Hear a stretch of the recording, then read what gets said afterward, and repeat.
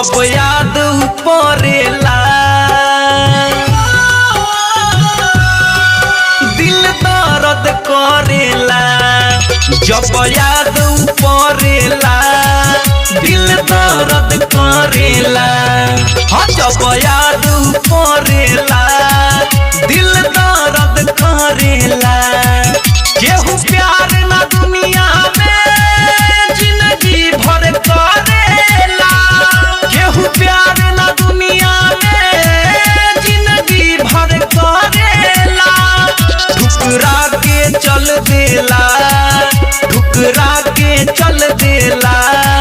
जब मन भरेला जब याद पड़ेला दिल दर्द करेला।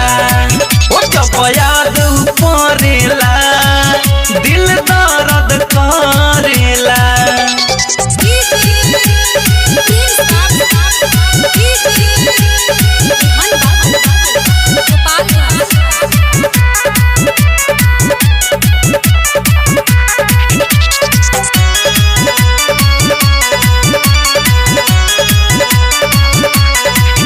उनकर चाहत अपना सर पर हम ढोइले। उनकर चाहत अपना सर पर हम ढोइले। जेतने हंसले रहनी ओतने अब रोइले। सावन बन के पानी सावन बन के पानी अखिया से झरेला। जब याद पड़ेला दिल दर्द करेला। ओ जब याद पड़ेला दिल दर्द करेला।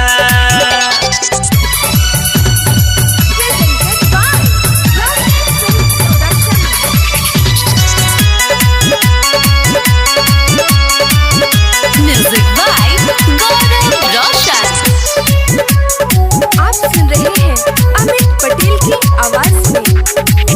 दुनिया के मेला में कहवा खो गईली। दुनिया के मेला में कहवा खो गईली। ऊ छोड़ मुकेश के हो केहू और के हो गईली। हे अमित दीवा करके हे अमित दीवा करके पल पल दिल झरेला। जब याद पड़ेला दिल दर्द करेला। केहू प्यार ना दुनिया में जिंदगी भर करेला। केहू प्यार ना दुनिया में जिंदगी भर करेला। ठुकरा के चल देला ठुकरा के चल देला।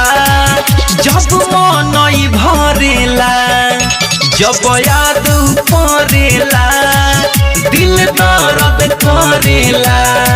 ओ जब याद पड़ेला दिल दर्द